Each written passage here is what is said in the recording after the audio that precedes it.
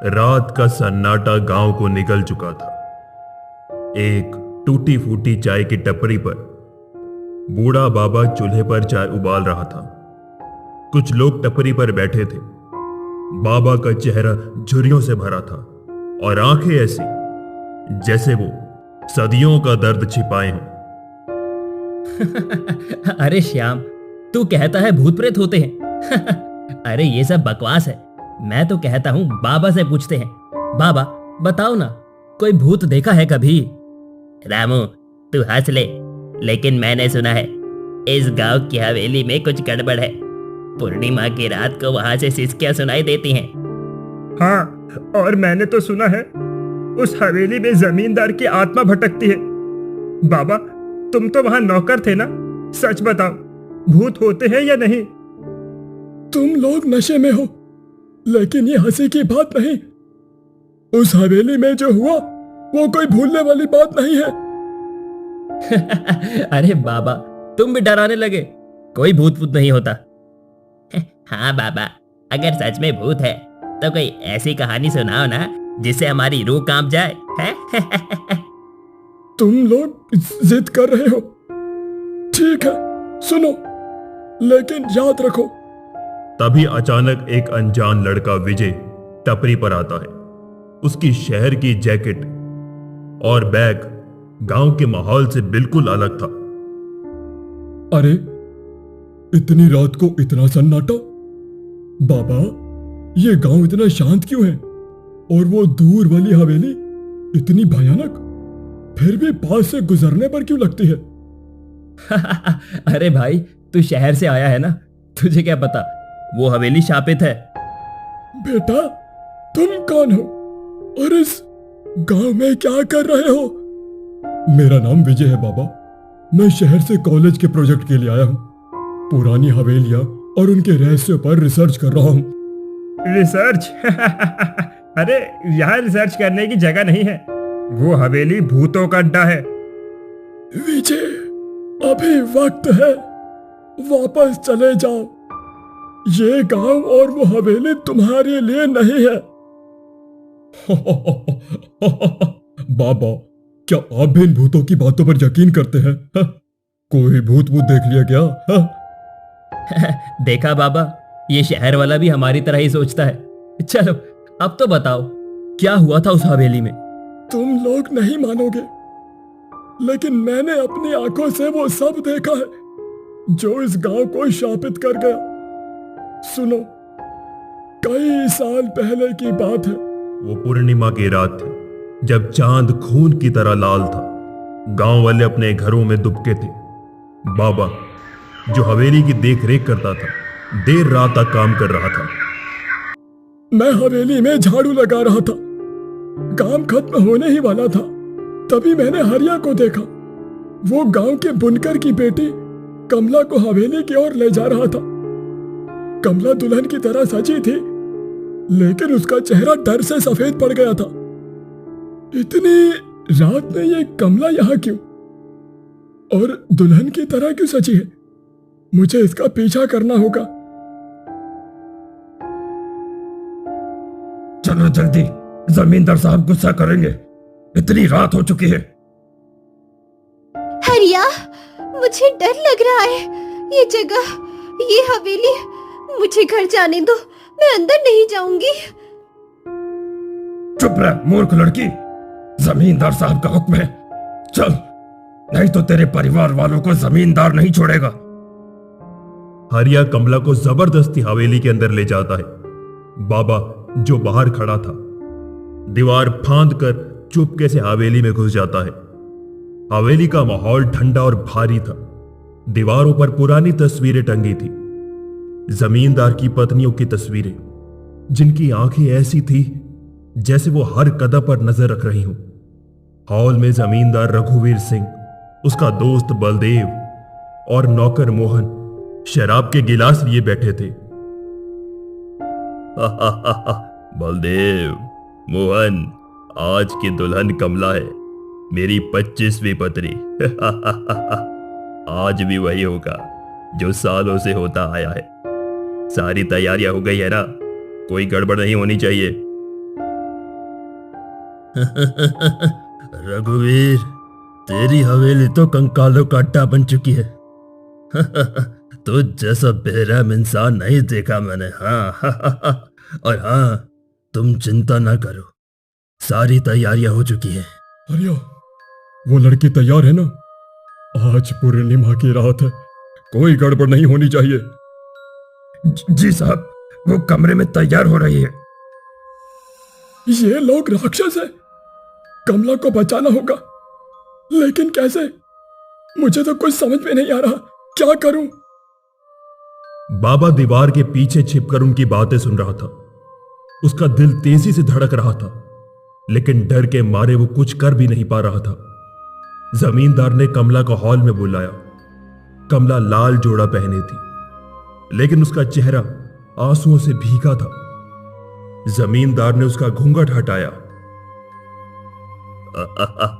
लड़की, तू रो क्यों रही है? तुझे तो खुश हो जाना चाहिए, तुझे मेरी दुल्हन बनने का मौका मिला है। कितनी लड़कियां मेरी दुल्हन बनने को तरसती हैं, हैं? मुझे मेरे बाबा के पास जाने दो, मैं ये शादी नहीं करूंगी। भगवान के लिए मुझे छोड़ दो, मुझे छोड़ दो। मेरे पिताजी मेरा इंतजार कर रहे होंगे। चुप हो जा मूर्ख, तुझे मेरी पत्नी बनने का सौभाग्य मिला है और तू रो रही है। जमींदार ने कमला को शराब का गिलास थमाया, लेकिन उसने मना कर दिया। मैं ये नहीं पीऊंगी, मैं ये नहीं पीऊंगी। तुझमें हिम्मत कैसे हुई मुझे मना करने की? पी इसे, नहीं तो तेरा भी वही हाल करूंगा जो बाकी लोगों का किया है, समझी? पी इसे। रघुवीर, इसे तहखाने ले चलो, वक्त बर्बाद मत कर, नहीं तो पूर्णिमा की रात निकल जाएगी। जमींदार, बलदेव और मोहन कमला को जबरदस्ती तहखाने की ओर ले गए। हरिया बाहर खड़ा था, उसकी आंखें डर से भरी हुई थी। रात के 1 बजे थे। बाबा चुपके से तहखाने तक पहुंचते हैं। तहखाना अंधेरा और ठंडा था। दीवारों पर मकड़ी के जाले और जमीन पर कई कब्रें थी, जिन पर लड़कियों के नाम और लाल चुनरियां रखी हुई थी। ये क्या जगह है? इतने सारे कंकाल, ये लोग क्या करते हैं? जमींदार ने कमला को एक खुले गड्ढे के पास खड़ा किया। कमला की चीखें हवेली में गूंज रही थी। तुम ये ठीक नहीं कर रहे जमींदार, इसका परिणाम तुम्हें जरूर मिलेगा। मुझे अगर कुछ हो गया तो तुम भी जिंदा नहीं बच पाओगे। तेरी बलि मेरी हवेली की शांति के लिए है। शादी तो बस एक बहाना था। मुझे हर पूर्णिमा की रात को एक नया शरीर चाहिए। और अब तू वही है।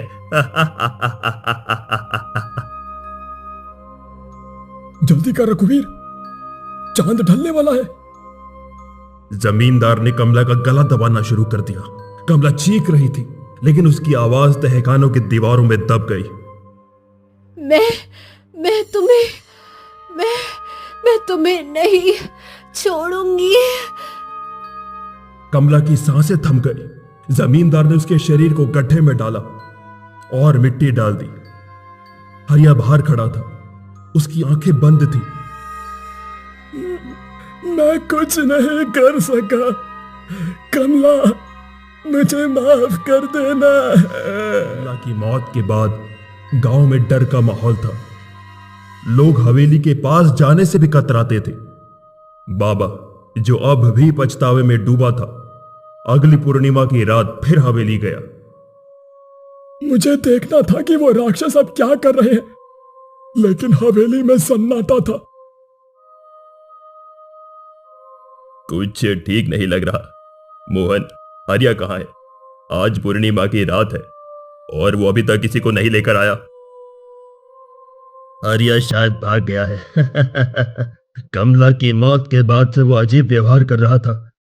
लगता है सदमा लगा है उसे। चलो शराब पीते हैं, डरने की कोई बात नहीं। हम तीनों का कोई क्या ही बिगाड़ सकता है, हाँ? तभी हवेली की बत्तियां बुझ गई। एक ठंडी हवा चली और हवेली में सिसकियां गूंजने लगी।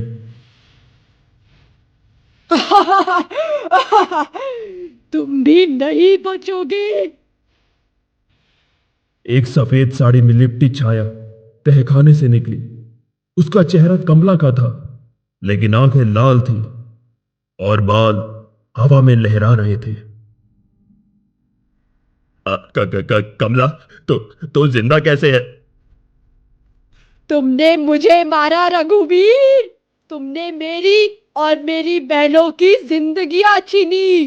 अब तुम्हारी बारी है। कमला की आत्मा ने बलदेव को हवा में उठाया। कुछ करो रघुवीर।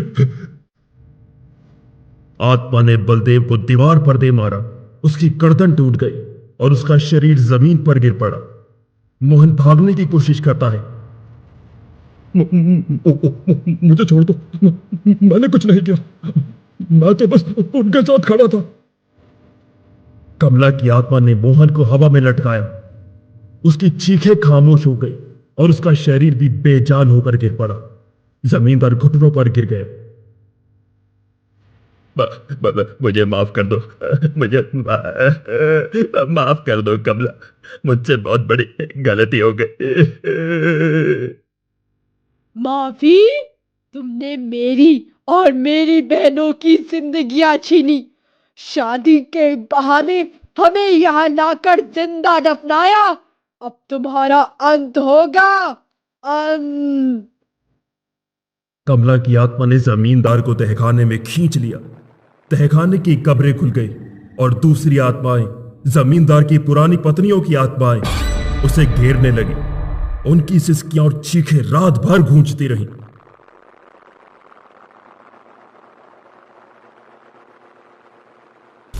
गांव वालों ने डर के मारे हवेली को आग लगा दी, लेकिन आग की लपटों में भी कमला की सिसकियां सुनाई दे रही थी। बाबा, ये तो भयानक कहानी है, लेकिन अब इस गांव में कोई नजर क्यों नहीं आता? जब गांव वालों ने हवेली को जलाया तो कमला की आत्मा ने सभी आत्माओं को जगा दिया। उसने गांव को श्राप दिया, हर पूर्णिमा की रात को एक घर से एक आदमी की मौत होगी। फिर क्या हुआ बाबा?